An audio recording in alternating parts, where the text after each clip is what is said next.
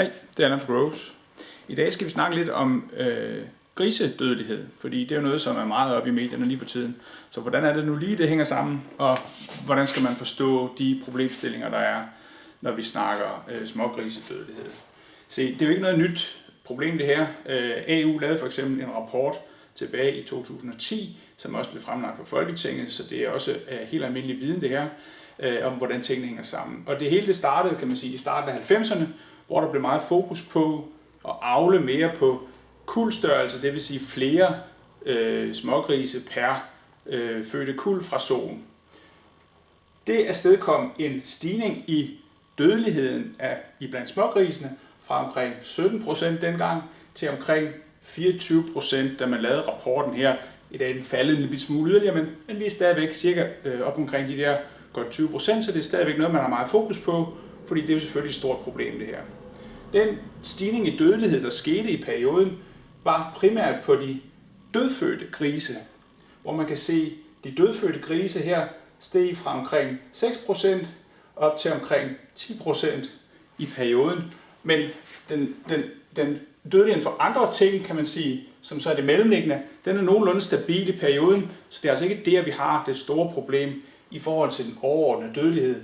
Det er dødfødte grise, der har givet den her markante stigning langt hen ad vejen.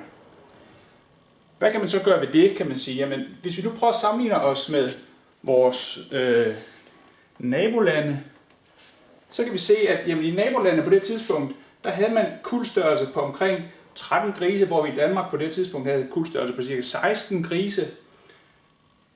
Nabolandene havde dødfødte grise i størrelsesorden 1 per kuld. I Danmark lå vi på ca. 2, altså det er den her forskel, kan man sige, som er blevet avlet ind i grisene. Men hvis man får 3 grise mere ud af det totalt, så betyder det jo så for landmanden, at hvor der i Danmark bliver født 3 grise flere, så dør der en ekstra, kan man sige. Så er der 2 ekstra levende fødte grise per kuld, og dermed brug for færre søer, fordi man har større antal levende grise per so. Det giver et lavere forbrug af energi og foder og plads osv., og det giver så i sidste ende en lavere pris, og det er en konkurrencefordel. Og det er også en fordel for vores miljø og vores klima og alt det der, som vi kan snakke om en anden dag.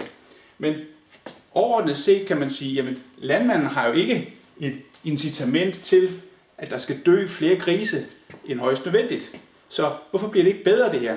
Jamen en af grundene til, at det ikke er blevet bedre, det er, at vi også fra samfundets side stiller en masse krav til for eksempel dyrevelfærd. Og en konsekvens af det er, at en gris den skal ikke fejle ret meget, før man siger, nu lider den, det er ikke godt, så må vi hellere aflive den. Og det trækker selvfølgelig ned i forhold til antal af grise, der dør tidligt. Så det er jo træls det samme med, at vi vil gerne have flere løsgående grise, fordi vi mener, det er god dyrevelfærd, at der er løsgående grise. Problemet er bare, at når sådan en so lægger sig ned, og der ikke er bøjler til at styre, hvor den kan lægge sig, så er der større risiko for, at de små grise bliver klemt ihjel, og det trækker også i den forkerte retning.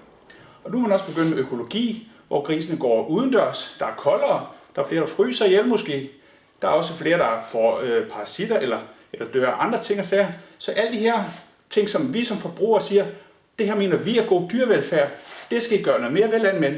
Så siger landmænd, jamen det vil vi gerne. Problemet er bare, at det trækker i den forkerte retning i forhold til dødelighed.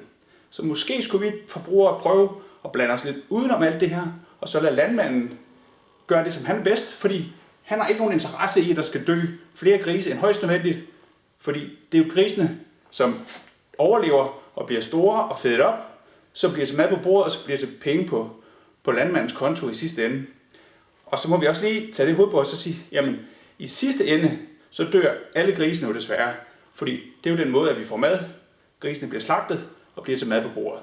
Så overordnet set, så er dødeligheden faktisk 100%. Men den diskussion kan vi tage en anden dag. Hej.